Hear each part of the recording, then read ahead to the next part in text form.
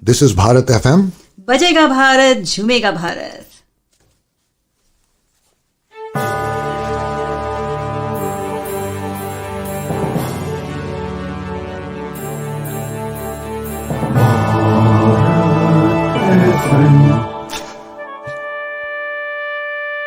ये है भारत FM. बजेगा Bharat, झूमेगा Bharat. Good morning, America, and good evening, India. Today, we are yet again with a very special episode with Eyes Open International and Access Trust. We are here today to talk about LGBTQ, human rights, and human trafficking. And for that, we have pioneers of this field with us today. We have Prince Manvendra Singh Gohil.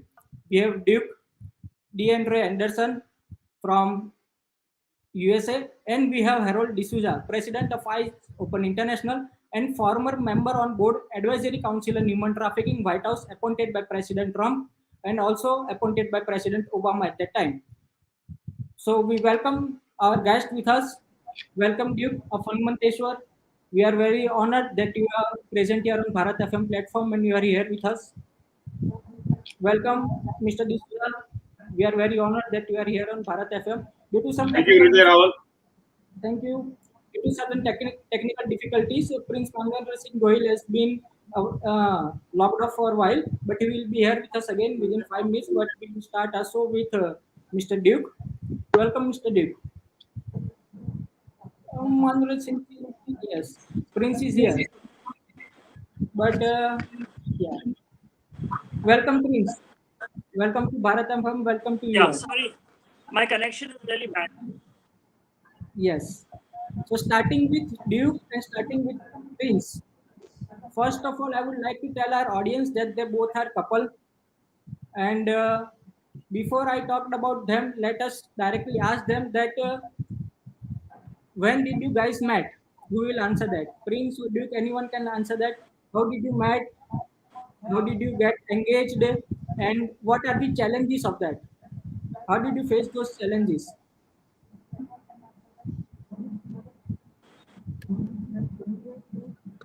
Duke, you want to answer that? How did you and Prince met? I think let Duke answer because my internet is stable. So Yes. Yeah, that's why. I think I would suggest let Duke answer since my net connection is not very stable. So it's better that he starts. Duke, can you tell our audience that how and you Prince met and what all the challenges you guys faced? Duke, can you hear my voice? Hello? Duke, can you hear us? DeAndre. No, I can barely hear you. It's just like it's a very echoey, and I can't hear you very. Okay, DeAndre, can you hear me? DeAndre, can you hear me? This is Harold. Can you hear me?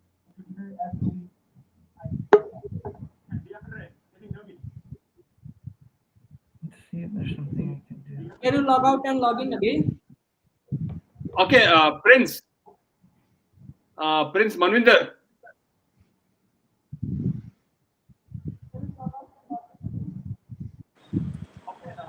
Yeah. Yeah, I think if you can answer that. Yes, I can hear you now. Yeah, if you can answer the question, what Hriday Raval said, that how you and Duke met. Was it love at first sight? What happened? And what are the challenges if you all faced anything? Because I think DeAndre was struggling to hear the message. So if you can start, Prince Manvinder Singh, please. Thank you.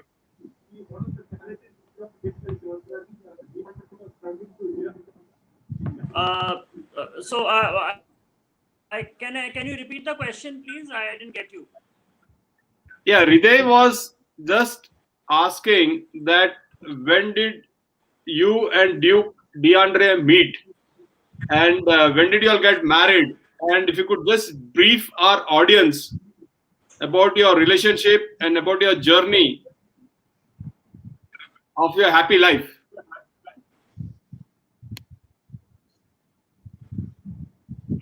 Okay.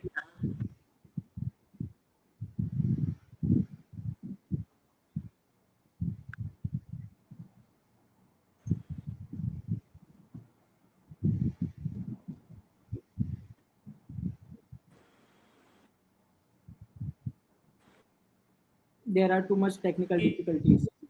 Yes. Yes, sir. Yeah. So I will be very brief.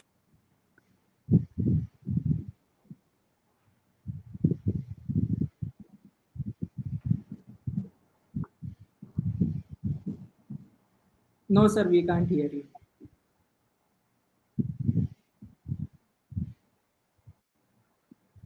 DeAndre. Yeah, I can hear now. I think what happened was I had the YouTube window was open at the same time that this window was open, so everything was playing in my speakers simultaneously. So it was like blah blah. Blah. I was like, Now we can hear you crystal clear. So please, can you? okay, that's good. Thank you.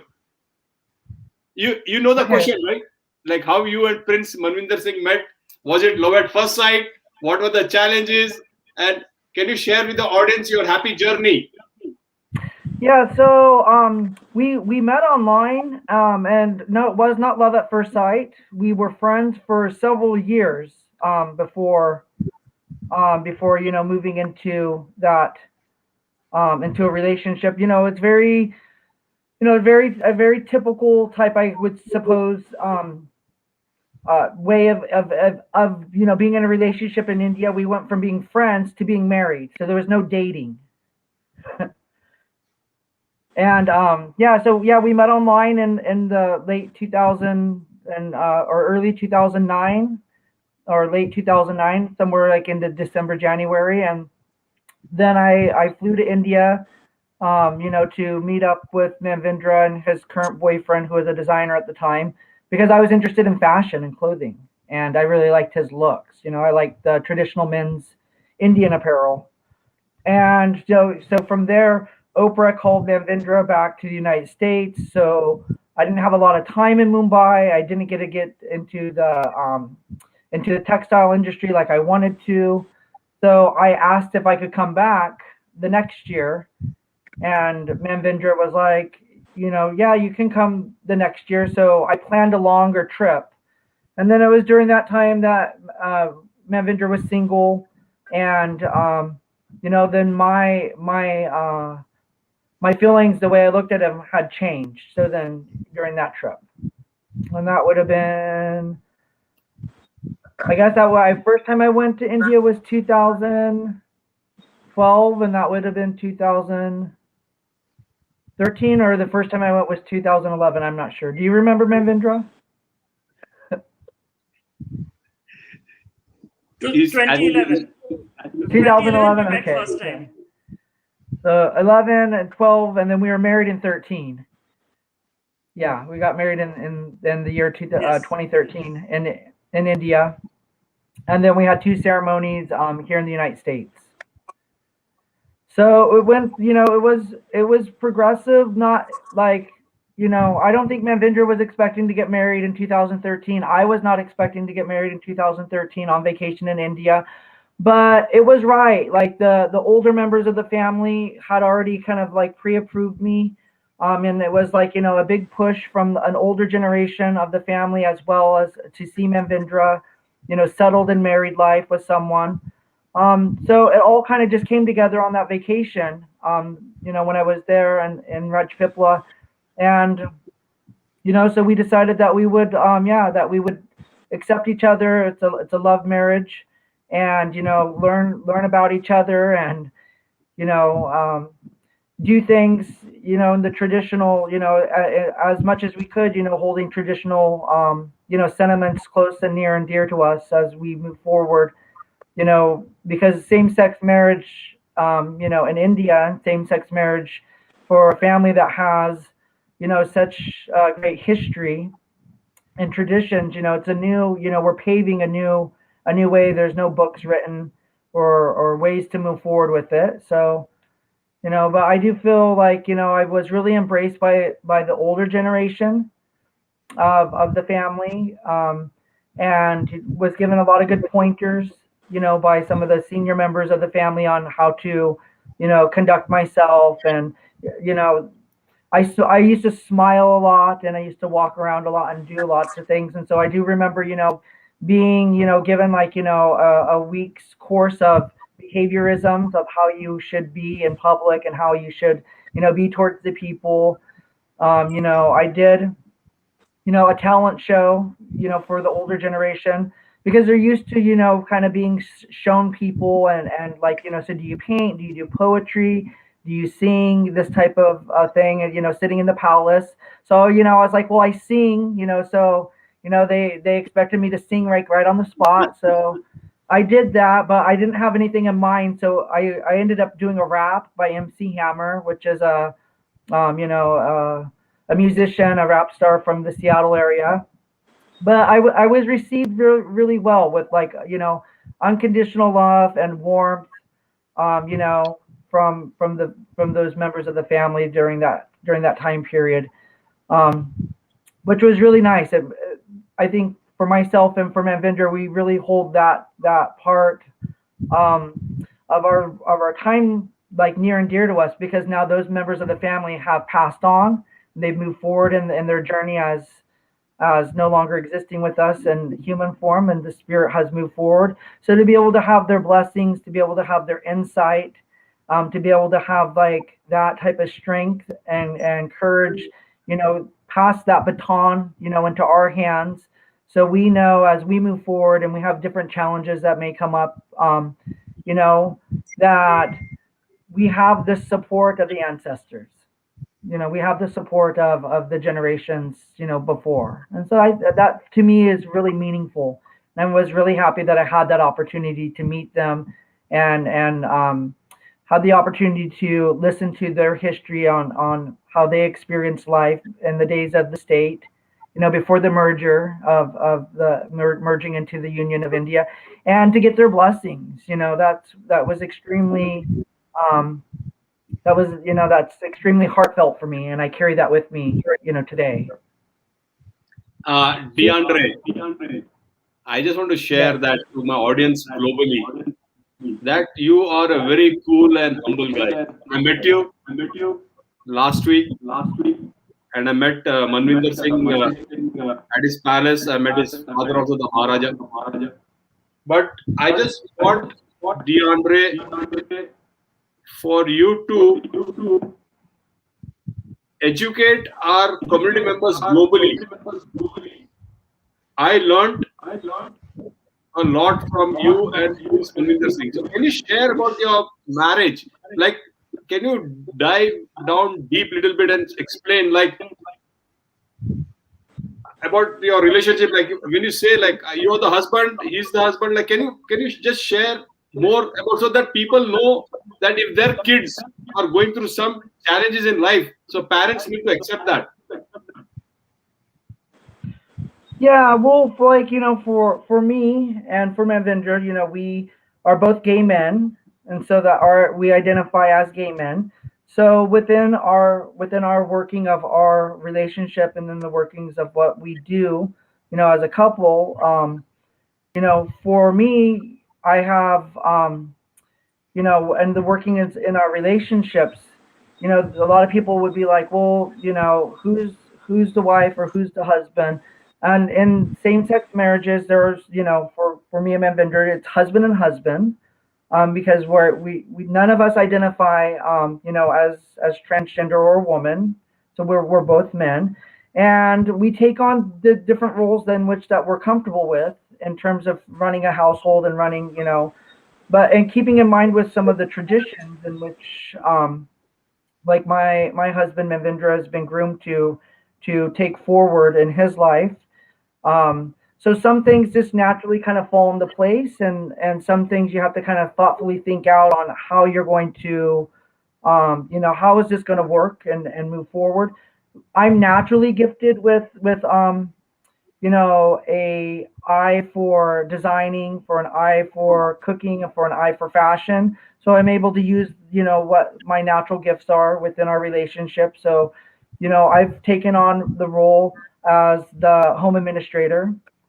So in terms of being a home administrator, you would then oversee, I oversee the estates, I oversee, the household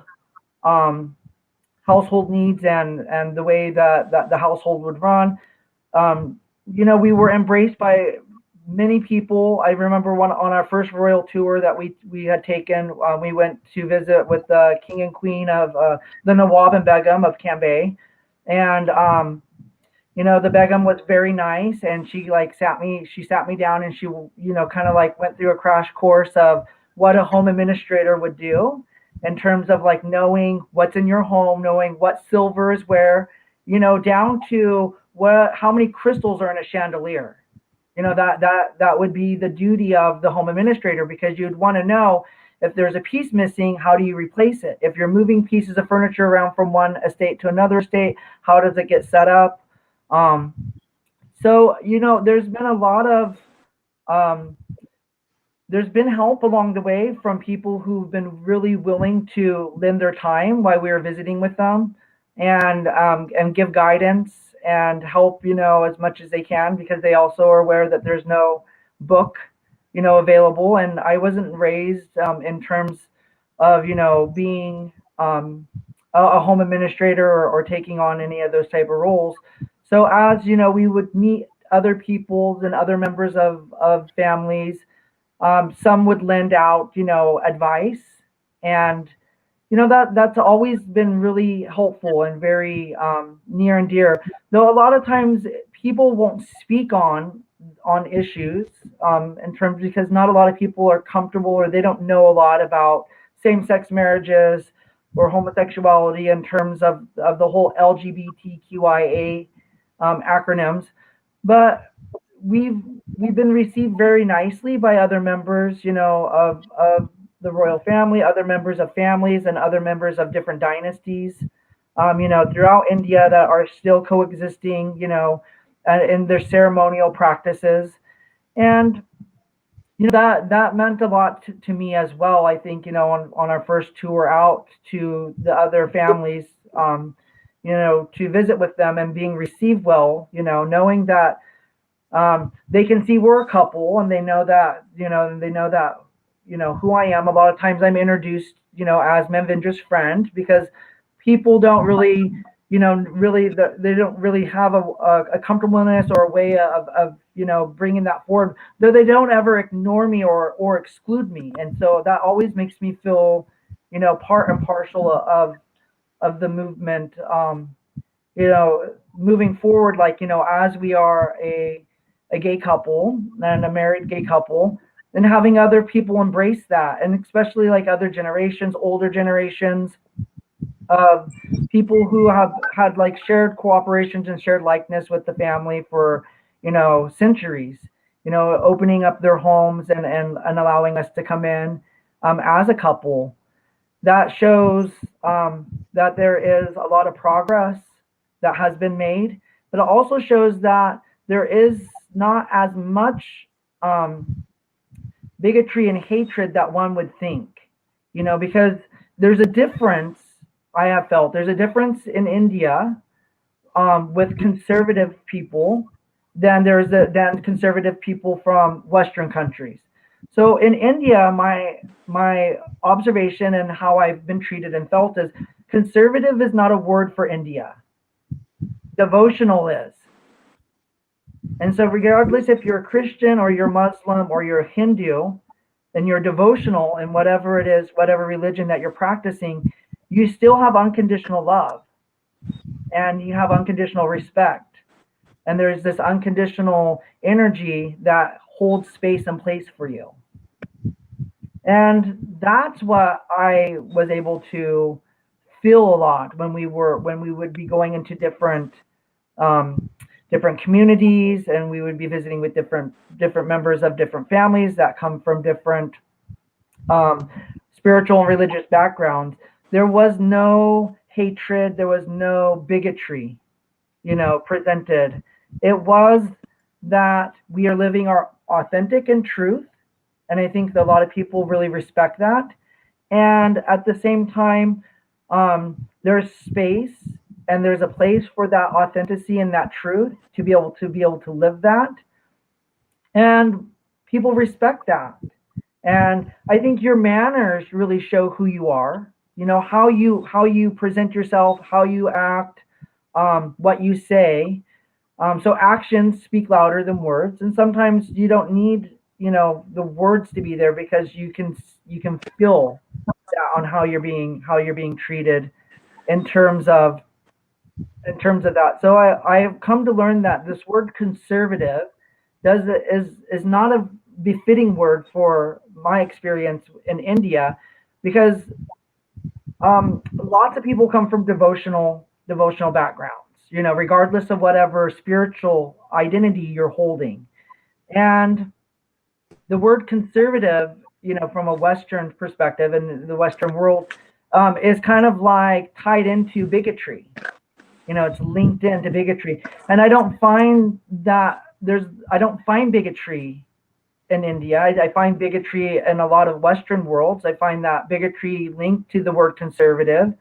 So I always like to explain to people that I meet when I'm around places that, well, first and foremost, that the family I married into is a very devotional family, and we have very devotional manners, and we have very devotional places that we hold ourselves into. My husband plays the harmonium, and he's a farmer, as well as he's a lawyer, and he's an accountant. When I'm at home, I spend a lot of my time in devotion. So sometimes it's meditation. I have a lot of people who are around me who also spend their time in devotion. I have a lot of friends who are very devoted to different deities, gods and goddesses, and we're all very loving and very kind. And there's space. There is a space for your existence in that world where hatred is kind of like a foreign concept that was an import. Hatred was imported during the colonial time, and it was kind of woven into the fabric of India in terms of that society norms that we now see people trying to replicate over and over again. But if you start to really, peel back those layers, that layer of people, and you get down to that root level,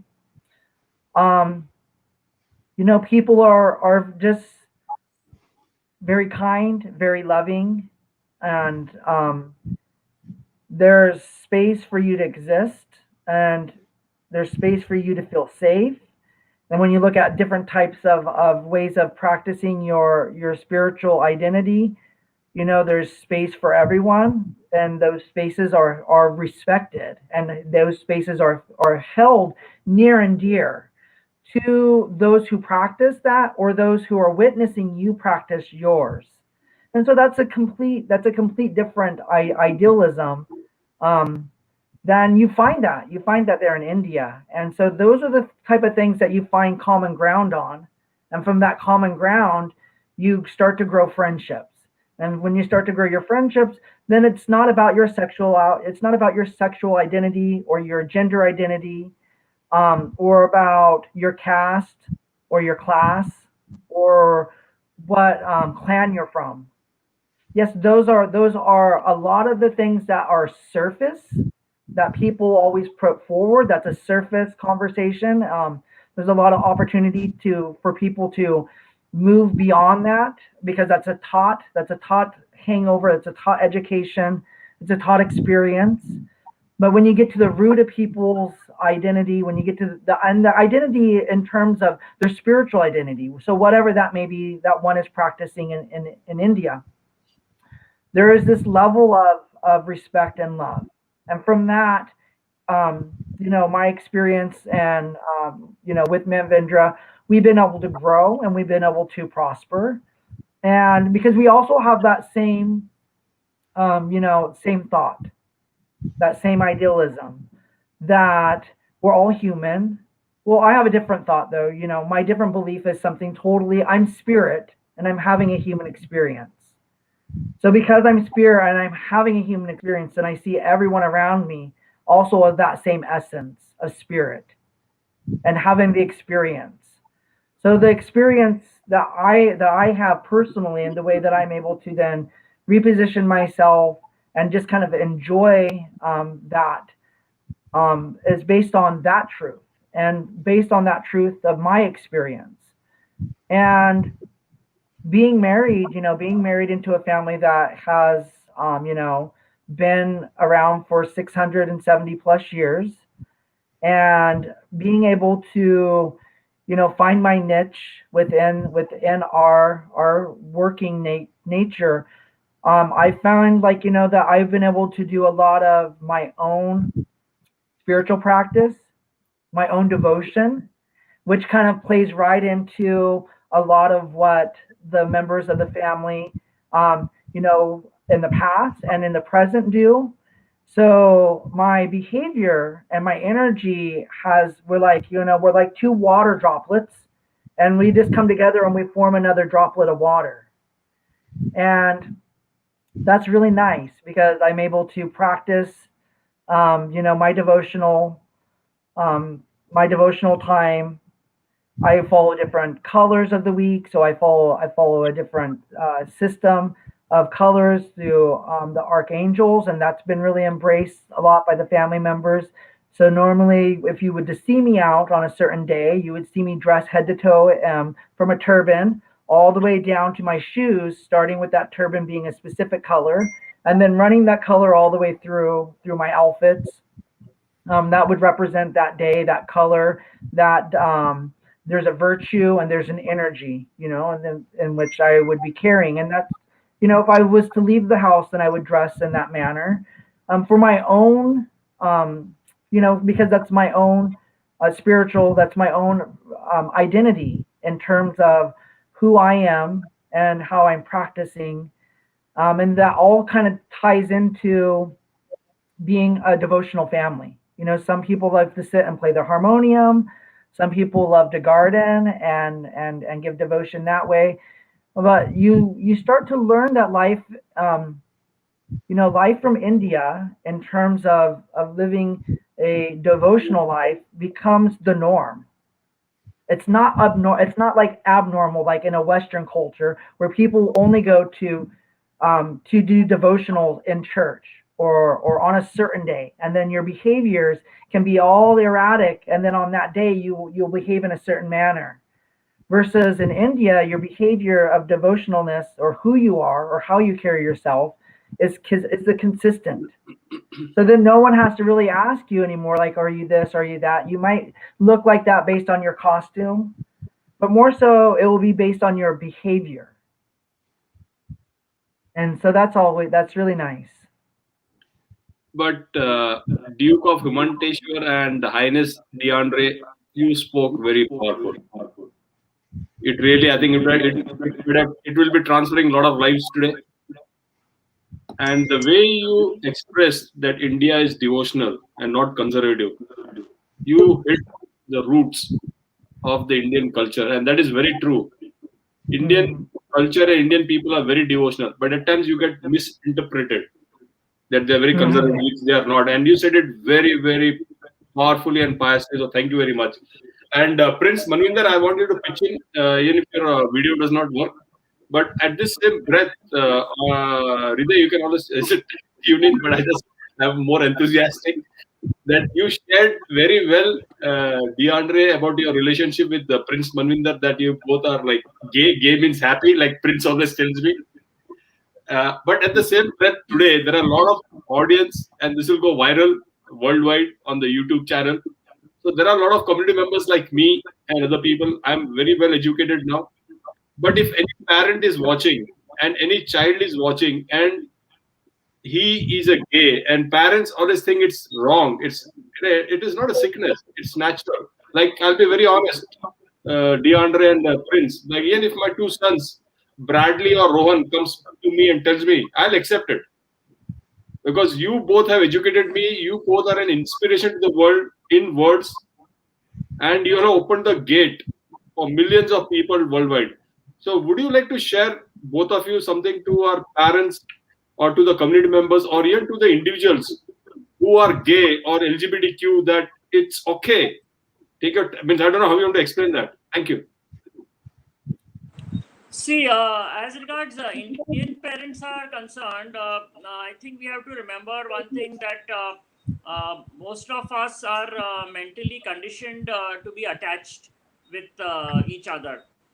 So it really becomes very difficult for the children to, first of all come out to their parents, because they have always that fear that moment we come out, hell will break loose, and we will not be accepted, and that the attachment is so strong that parents normally they take advantage of this situation, and they want to emotionally blackmail their children, and make them succumb them to marriage pressures and all that. So one thing the parents need to realize is that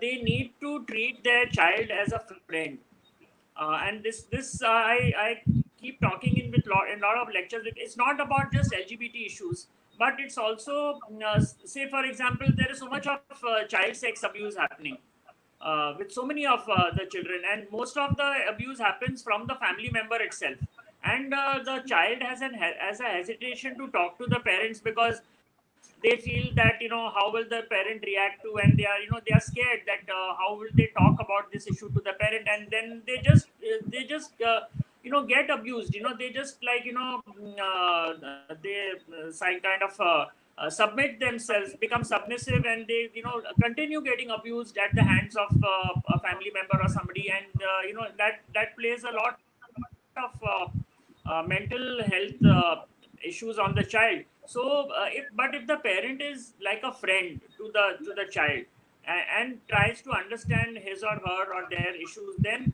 I think the child will feel encouraged to talk to the parent about his or her or their sexual identity issues or any other issues which they are facing, and then and I think the times are changing now as the generations are evolving, and now we have the new generation parents coming, those who have been born in the 1990s, and now they are becoming parents 30 years down the line. I have a feeling the Indian parents are realizing that they need to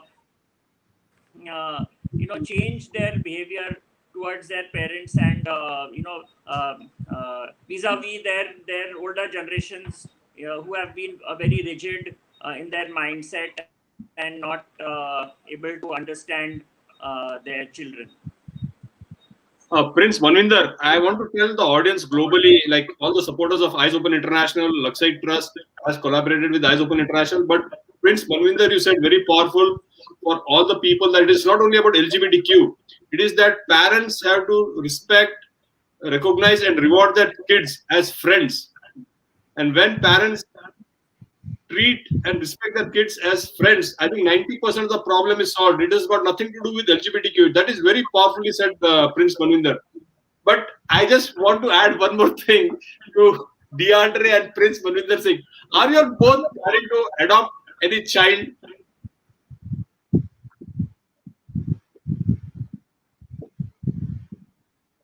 I know that you are supporting a lot of people. No.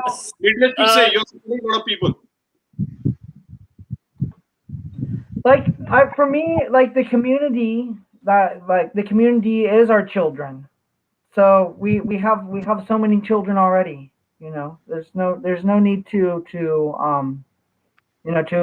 adopt one when we've adopted the whole community in terms of wanting to nurture, develop, be there for, and move things forward. But I don't have a yearning to have any more than that in my life, and I know the same probably is for Manvendra. Like, we are not interested in having an adoption. Very well said. Anything, Prince Manvinder, you would like to add? Yeah. Yes, I completely agree with DeAndre, and I think, see, for me, there are so many things which I have to do in life. The life is so short, it's so uncertain, and I don't want to get into adoption and raising a child, and it takes a lot of your time. So rather than that, I would like to spend that time for international advocacy, for all the issues which we have whether it is LGBT related or it's HIV or now presently I'm working on COVID also. So there is so many things to be done. So I don't want to take out that time to raise a child and because then don't have time to myself or even time for the causes which I'm attached to. So yeah, and as DeAndre said, we are already having so many children. We already have the entire community is our children from the LGBT community. So it's not that we don't have children. We are in a way kind of responsible for so many of them in the community. So I think we are happy and satisfied with what we are doing. Yeah, that's very well said. There was a question from somebody from Pakistan on WhatsApp to ask me about whether you're going to adopt any child. But I just want to inform our audience globally that Manvendra Singh and DeAndre, they have a non-profit organization called Untitled Trust in India, and they have shelter homes for LGBTQ. So they can always contact Prince Manvendra Singh and DeAndre. And I would now hand over back to Hriday Raval. Thank you. Thank you, sir. So, Prince, I would like to ask you that you talk about the community, you talk about what you are associated with. So, can you brief our audience in detail about how Lakshya Trust is working and where is what are your objectives for that? Do you have the shelter homes for LGBTQ community and what are your overall working for the community in general?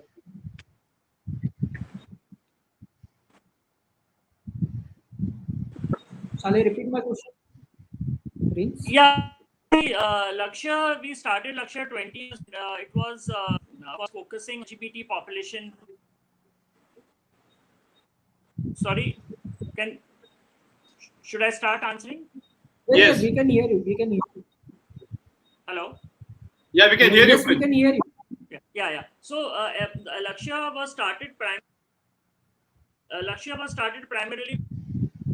for the LGBT population 21 years from now. But we have now changed our focus for many other things. We are being very inclusive in nature.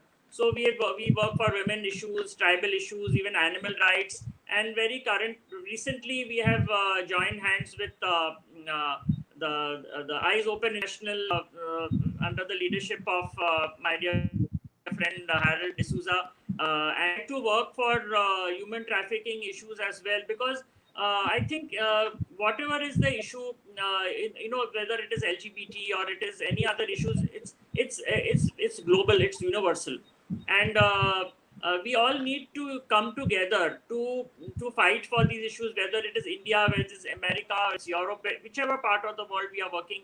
We need to. I always need to believe in being inclusive. I always say that we should be as inclusive as possible, and that's the only way we'll be able to mainstream our issues in the society.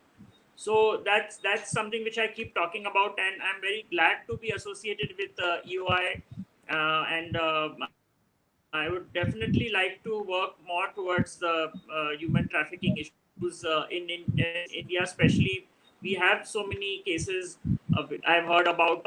So anything which can be done to see that we can work together and address these issues on human rights and human trafficking. So, are there any special human rights which are lacking for the LGBTQ community right now?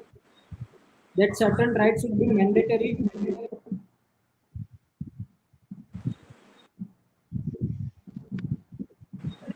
See, Prince, there are can a you lot hear of me? rights which are yet to be addressed. Like we have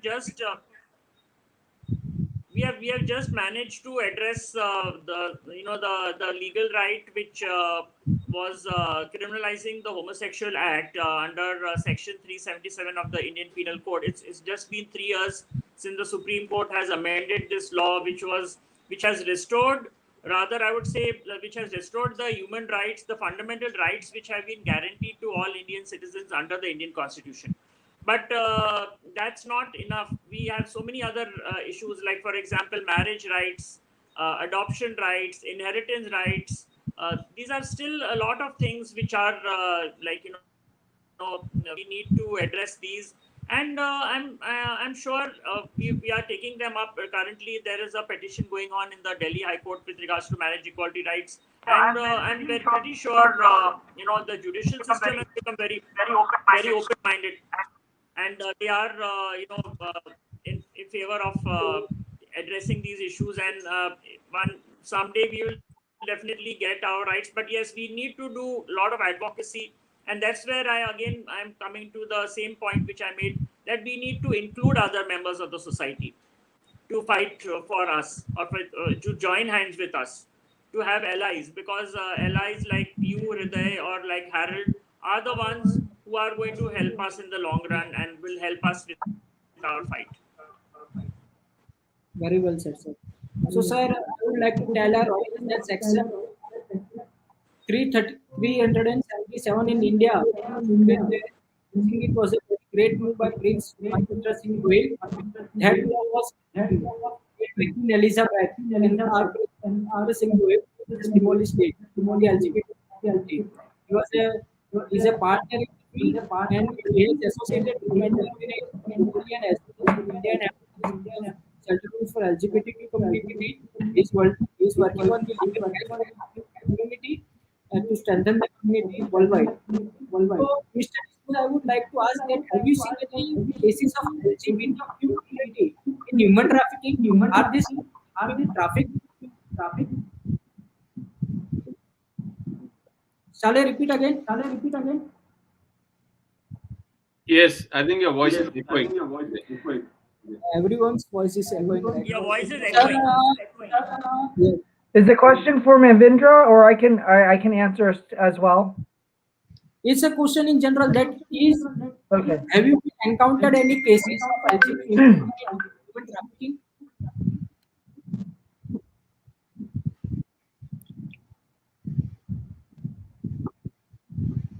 Hello. Now Yeah. you So can- I think for I think let DeAndre answer. So I think within India, so through all my observation or through counseling cases that might have come through, or even our own center that we have opened up, our LGBTQIA plus community campus, that is set up there. So within the community, the LGBTQIA community in India, there's a community-based idealism, which is really great because at the community level, it's peer-to-peer identity. So to identify who is within your community and to know where they're going to be going, know where they might be, they become a part of your group, and so there is a community level of identity of who people are. And when someone doesn't show up or someone becomes missing, but before a person gets brought into the community level, that's where there's a lot of opportunity for a person to end up disappearing. A person can be exploited.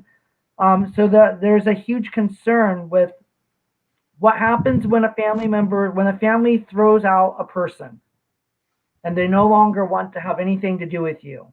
So therefore, there's no one going to be, seeing you and following you and seeing what you're up to and what you're doing. So there's a time period and where people end up disappearing. People end up falling into these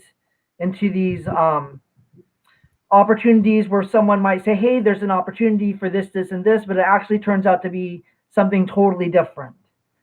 And I feel like at the community level, they have the resources, in place now to identify each other, identify who's in the community, and if one person is migrating or moving into another place. I feel like now there's a network, there's a network of people who are, that people are able to approach and to be, and you're able to be brought in. And then I identified and know okay, so you've come from this place and this is who you are, but this is who you identify as. Because there's a difference in between who you were born as, and like what that document might say, and who you identify as or who you are now, and bringing those together. But that is being handled, mostly, at the community level, which is great. It's an empowerment to be able to bring everyone into the fold, and then make sure that you're able to move that forward. And the Indian government has done a tremendous, a fabulous job.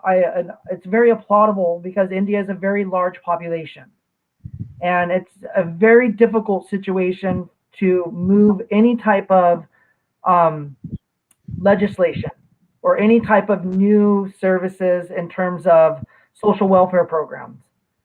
So any country has those issues. And a country as large as India, where the government is doing its due diligence and trying to move forward social service programs for people, so you don't end up losing them. You don't end up losing citizens. You don't end up losing individuals. And they're working at that community-based level, and they're working at that government-based level, and having it kind of come together. That's the difficulties, because different people will have different concepts or different mind thoughts on how that should look. And then again, for me, just as an observationist, as a person who just observes the movement and observes these two collectives coming together, from both sides, there's concerns from both sides, and I can see why there would be concerns from the community level on choosing your identity, choosing your living your truth, living your authenticity, and being able to do that under the Constitution. And I can see also from a governmental side, a side of being able to implement programs to make sure that there's no fraud, to make sure that person isn't triple dipping into different programs, and how do you streamline and those things into together to have an effective program. And my observation is that both are moving together. So the opportunity for someone to end up now becoming lost, becoming stolen, or becoming exploited is becoming narrower and narrower and narrower. So that's something that is applaudable, I think, from all sides, because one hand cannot just do it alone, so it's taking the community, it's taking the input of the people who are effective, and it's taking the input from the government who has to implement the programs.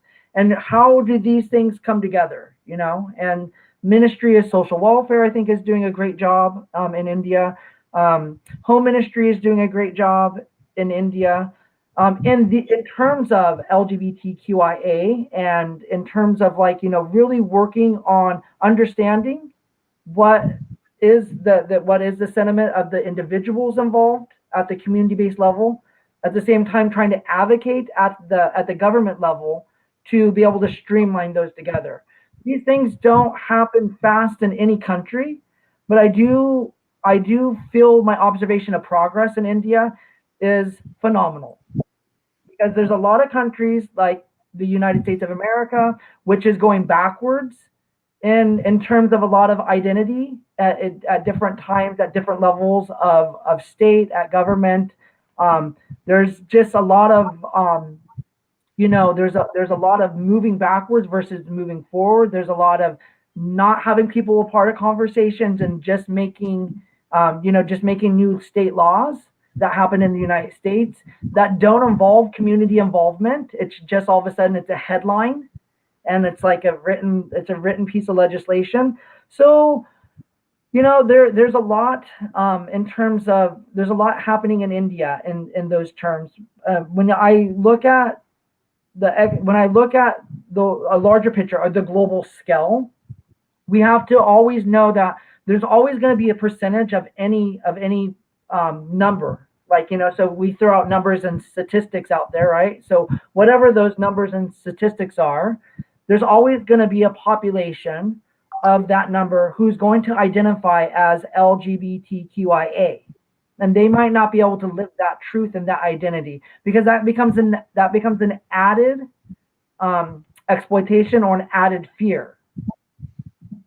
within that. So when we're looking at data from all around the world, and you're just looking at hardcore data, then you have to say about 10% of that data is going to identify within that spectrum of the LGBTQIA.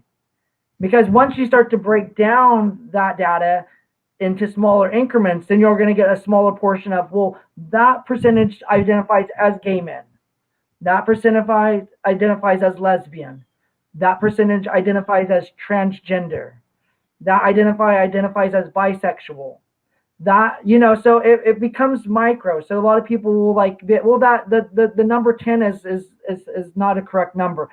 I like to use the number 10 because it encompasses about all of everyone who's involved in the identity, though a lot of them don't live that truth. A lot of them are scared. So when we look at data from around the world, there's opportunity for all of us to be aware that within this margin, within the data that's out there, there's going to be an extra layer of identity added to that. Exploitation is happening all over the world through opportunity. And it's a lot of times it's labor, a lot of times it's sexual, a lot of times it's, and it also is spiritual, people who are wanting to go on some type of spiritual, hike or some type of seeking something, and they just disappear, and they're no longer a part of the fold. And these things are also important for all of us to continue to spotlight and continue to talk about and continue to bring about that awareness. That's a very wonderful job you guys are doing about awareness. So, Mr. D'Souza, I would like to ask you that you are opening a male shelter home right now. Yeah, we are working to start a male shelter home in the United States of America. And if things goes well, I think it will be accomplished by this year end. Because there are a lot of male shelter homes for girls, for ladies, in trafficking. So we are working and collaborating with the Safe Coalition on Human Rights with Dr. Kalyani Gopal in Chicago to start a male shelter home for everyone, including the Americans and the immigrants. Because today, immigrant population is facing a lot of challenges and they're not coming out and talking because of lack of justice, where they can get a continued presence status or a U visa or a T visa or a permanent residency card. And maybe like we would like to accommodate, like talking to DeAndre and Prince Manvendra, and if there's somebody like in LGBT, like a gay, and wants a shelter home, I think we should be open for that. So yeah, we are planning to start that very shortly, Hriday. Thank you. My question was that only, that is LGBT community is allowed in that your male shelter home, but yeah, you said already that. Prince, are you with us? Prince, are you with us? Yes, I am with you, and I would like to applaud the idea of Harold for starting the shelter home. It's a wonderful idea, and my full support is there for that. And I'm glad that you mentioned that if there's somebody from the LGBT community also needs a similar kind of a shelter, then we will be able to accommodate them. So I like to congratulate you for that idea, and thank you for your the new venture which you decided about. Thank you, Prince.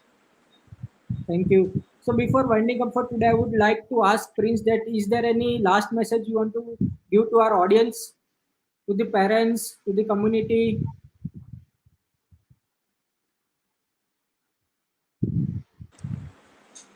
Yeah, I always give my very favorite saying from the Sanskrit language, which is one of the oldest languages of the world, and which is Vasudhaiva Kutumbakam.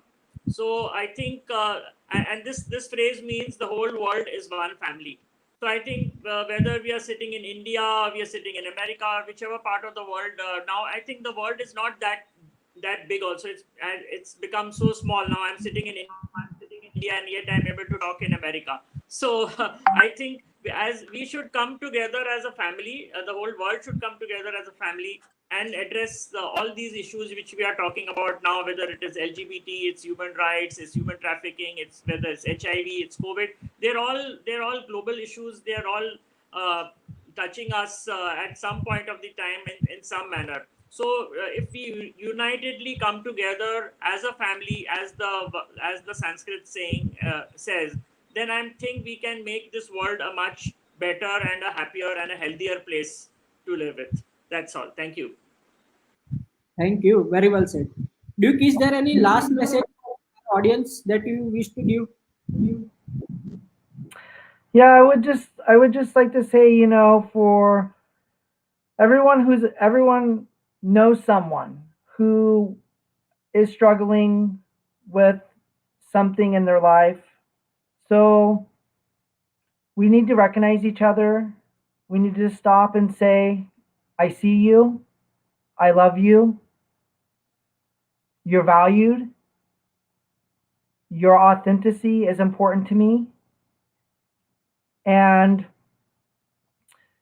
live your truth and live your identity. If you're not in a safe environment, know you're not alone. Seek through emails, seek through community-based communication, and we will help get you to a safer place, and we will help you feel comfortable living your truth and living your identity, but know that you are not alone, and know that you are valued and that you are loved.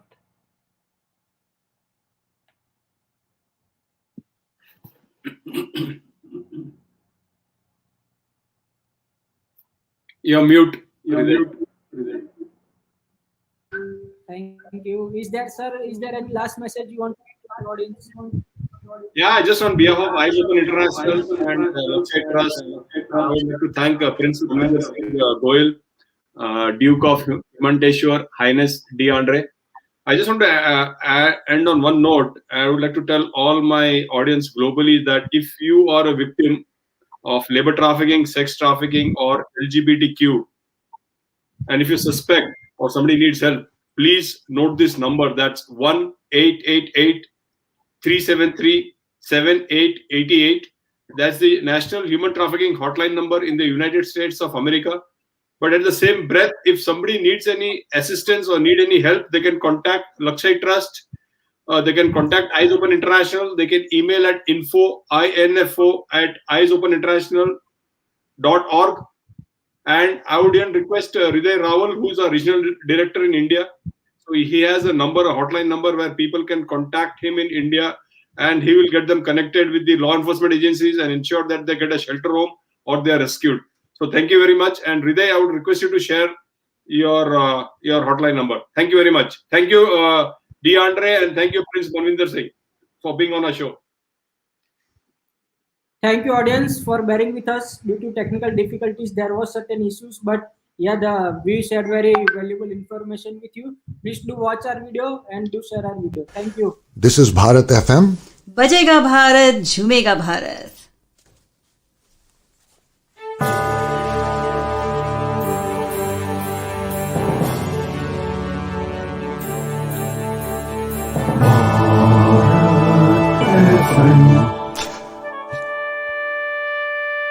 ये है Bharat FM. बजेगा भारत, झूमेगा भारत.